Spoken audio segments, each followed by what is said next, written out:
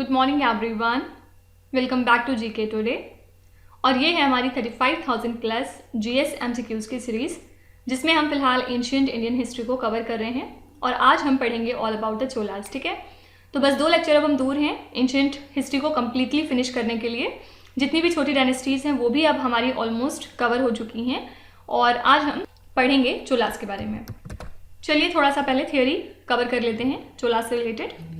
तो जो चोला किंगडम थी, इसको आप चोला मंडलम के नाम से भी जानते हैं। ठीक है, कहाँ पे इनकी डायनेस्टी सिचुएटेड थी? तो ये सिचुएटेड थी नॉर्थ ईस्ट साइड में पांड्या किंगडम के बिटवीन, अगर बात करें तो पेन्नार एंड वेल्लार रिवर्स। ठीक है, और चोला किंगडम कहाँ पे स्टैब्लिश थी पूरे तरीके से? तो मॉडर्न तंजौर वाले डिस्ट्रिक्ट में। फाइन, इनकी इनलैंड कैपिटल हुआ करती थी उरैयोर।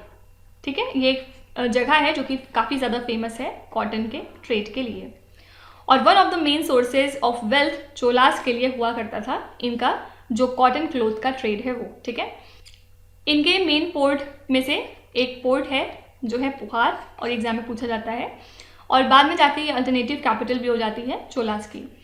तो जो अर्लीस्ट नोन चोला किंग हैं ये हैं एलारा, जिन्होंने श्रीलंका को कॉन्कर किया था और इन्होंने लगभग 50 साल तक अपना राज किया था। और जो ग्रेटेस्ट किंग है इस डायनेस्टी में वो हैं करी काल, जिन्होंने ये स्पूहर को फाउंड किया हुआ था, और इन्होंने कंस्ट्रक्ट किया 160 किलोमीटर्स का एक embankment along the Kaveri river with help of 12,000 Sri Lankan slaves. ठीक है, इसके अलावा इनके पास एक एफिशिएंट नेवी भी हुआ करती थी, और चोलास बाद में जाके वाइप आउट हो जाते हैं because of attack of Pallavas, क्योंकि पल्लवास इनके ऊपर अटैक करते हैं फ्रॉम द नॉर्थ। ठीक है, तो ये हो गया ऑल अबाउट चोलास। और चलिए अब हम क्वेश्चन की तरफ चलते हैं, जिसमें हमें और भी कुछ चीज़ें इंपॉर्टेंट दिखेंगी इस डायनेस्टी से related. Which of the following was the successor of Vijayalaya? इनके सक्सेसर कौन है? तो इनके सक्सेसर हैं आदित्य फर्स्ट, जिन्होंने रूल किया था फ्रॉम 871 टू 907 AD, और ये सक्सेसर हैं विजयलय के।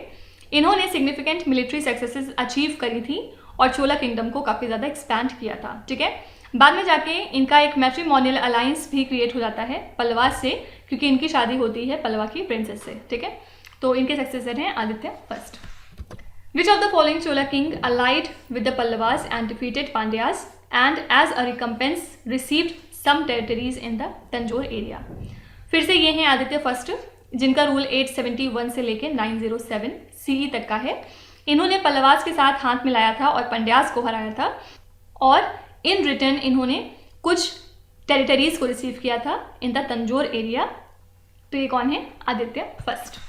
विच of the following Chola king killed his Pallava overlord Aparajita and brought Tondai Mandalam mean southern Tamil country under his control?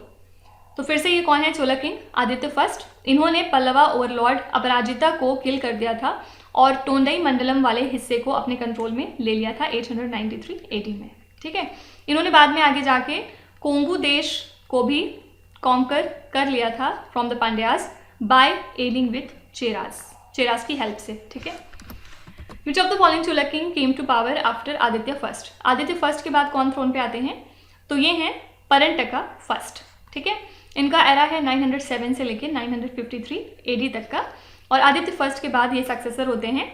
बहुत सारी बैटल इन्होंने भी जीती है with the help of allies, जिसमें आता है कुछ वेस्टर्न गंगा का हिस्सा, इसके अलावा जो कोदुम बलूर के चीफ्स हैं और जो रूलर ऑफ केरला हैं उन सबकी हेल्प से। ठीक है, which of the following Chola king was defeated by the Rashtrakuta ruler Krishna III at the battle of Takkolam? तो 949 AD में चोला किंग परंटका फर्स्ट जो हैं ये हार जाते हैं राष्ट्रकूटा रूलर कृष्णा III से एट द बैटल ऑफ टक्कोलम। ठीक है, और इसी के साथ जो कृष्णा III हैं वो अपने लिए टाइटल भी एक अडॉप्ट करते हैं। कौन सा title? Conqueror of Kanchi and Tanjai. ठीक है, Parantaka second's rule is associated with which of the following periods? तो जो परंटका सेकेंड हैं, जिनको आप सुंदरा चोला भी कह सकते हैं, इनका एरा है 957 से लेके 73 CE तक का, और इन्होंने बहुत सारी टेरिटरीज को रिकवर किया था जो पहले चोलास हार चुके थे फ्रॉम द राष्ट्रकूटास, लाइक कुछ पार्ट्स टोंडई मंडलम के। ठीक है, न सिर्फ इन्होंने श्रीलंकन आर्मी को हराया था, इसके अलावा इन्होंने काफ़ी हिस्सा श्रीलंका का इन्वेड भी कर लिया था। Which of the following Chola king annexed the northern Sri Lanka and named it मुम्मदी चोला मंडलम? ये है राजा राजा फर्स्ट। इन्होंने डिस्ट्रॉय कर दिया था चेरा की नेवी को एट त्रिवेंद्रम। साथ ही इन्होंने अटैक किया फिर क्विलोन के ऊपर और मदुरई को कैप्चर कर लिया।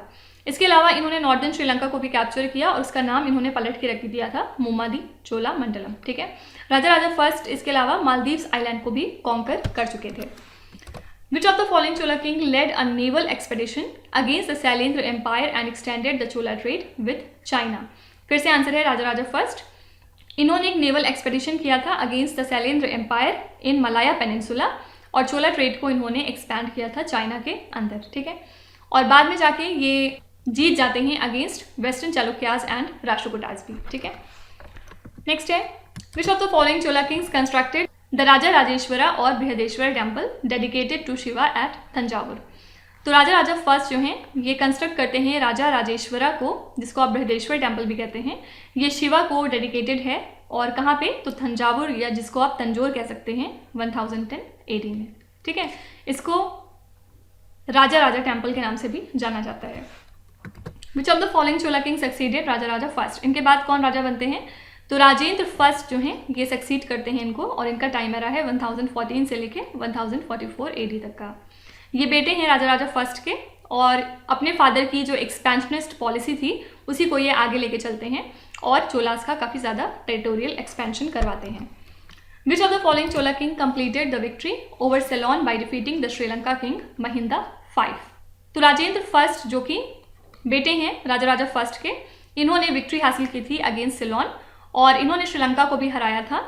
इनके जो किंग हैं महिंदा 5 उनको हराया था बेसिकली, और रॉयल इंसिग्निया को कैप्चर किया था किंग और क्वीन का। ठीक है, श्रीलंका जो है वो अपने आप को फ्री नहीं कर पाता फ्रॉम द चोला कंट्रोल अगले 50 और सालों तक। Which of the following Chola king completely overran the Pandyas and Cheras and included them in his empire? इसमें से कौन से चोला के किंग हैं जिन्होंने कंप्लीटली रूइन कर डाला था पंड्याज और चेराज की किंगडम को और उनको अपनी एम्पायर में शामिल कर लिया था? तो ये है राजेंद्र फर्स्ट जिनका एरा है 1014 से लेके 1044 AD तक। इन्होंने कम्प्लीटली ख़त्म कर दी थी पांड्याज और चेराज की किंगडम को और उनको अपनी एम्पायर में इन्होंने मिला लिया था। इसके अलावा इन्होंने कुछ एक्सपेडिशंस किए थे नॉर्थ में, जिसमें इन्होंने गंगा को क्रॉस करते हुए पाला रूलर महिपाल फर्स्ट को हराया था और साथ ही इन्होंने वेस्टर्न चालुक्यास को भी हराया था in 1022 AD। Which of the following rulers built a Shiva temple at Gangai Konda Cholapuram and excavated a tank called Choda Garg? तो अपनी विक्ट्री को कमेमोरेट करने के लिए ओवर द पाला रूलर महिपाल फर्स्ट और वेस्टर्न चालुक्यास राजेंद्र फर्स्ट जो हैं ये अपने लिए एक टाइटल एज्यूम करते हैं जिसका नाम है गंगाई कोंडा चोला और इन्होंने एक नई कैपिटल भी क्रिएट की जिसका नाम इन्होंने रखा गंगाई कोंडा चोलापुरम। इसके अलावा इन्होंने एक शिव टेम्पल बनवाया था और यहाँ पे एक टैंक भी एक्सकवेट करवाया गया जिसका नाम था चोड़ा गर्ग। नेक्स्ट है a successful naval expedition was dispatched against the Shri Vijay empire by Rajendra first in which of the following years? तो 1025 CE में जाके किंग राजेंद्र फर्स्ट एक सक्सेसफुल नेवल एक्सपेडिशन अचीव करते हैं against the revived Shri Vijay empire जो कि एक्सटेंड होती है over the Malay peninsula, Sumatra, Java and the neighbouring island. इसके अलावा इनका कंट्रोल बढ़ जाता है ओवरसीज ट्रेड रूट पे चाइना के साथ। ठीक है, नेक्स्ट क्वेश्चन है during the reign of which of the following kings bay of Bengal was converted into a Chola lake? तो राजेंद्र फर्स्ट के टाइम पे चोला नेवी बहुत स्ट्रांग हो जाती है कुछ एरियाज में कुछ दिनों के लिए और बे ऑफ बंगाल को कन्वर्ट कर दिया जाता है into a Chola lake. Which of the following king succeeded Rajendra first? इनको कौन सक्सीड करते हैं? तो इनको सक्सीड करते हैं राजा धीराज जिनका एरा है 1044 से लेके 1052 AD तक का। ये सन और सक्सेसर हैं एम्परर राजेंद्र चोला फर्स्ट के, साथ ही एक ग्रेट वॉरियर हुआ करते थे ऐसा हिस्ट्री में पाया गया है। ठीक है, तो राजेंद्र फर्स्ट को सक्सीड करते हैं Raja Dhiraj. Which of the following Chola kings adopted the title Jayam Konda Chola? तो ये टाइटल दिया गया राजा धीराज को क्योंकि ये एक ग्रेट वॉरियर थे और बहुत सारी चालुक्यन सिटीज़ को इन्होंने टोटली प्लंडर कर दिया था लाइक कल्याणी। ठीक है, साथ ही इन्होंने एक जय स्तंभ प्लांट किया था कहाँ पे, at Yadgir. Fine. At which of the following places did Raja Dhiraj planted a Jaya Stambha? तो अभी जस्ट पीछे हमने बात करी है तो ये सन और सक्सेसर हैं राजेंद्र चोला फर्स्ट के, और इनका एरा है 1044 से लेकर 1052 AD तक का। चालुक्यन सिटीज़ को बहुत सारी इन्होंने ख़त्म कर दिया था, और बाद में जाके यादगीर में इन्होंने एक जय स्तंभ प्लांट किया था। Rajadhiraj died on the battlefield while fighting in the battle of Koppam against which of the following Kings.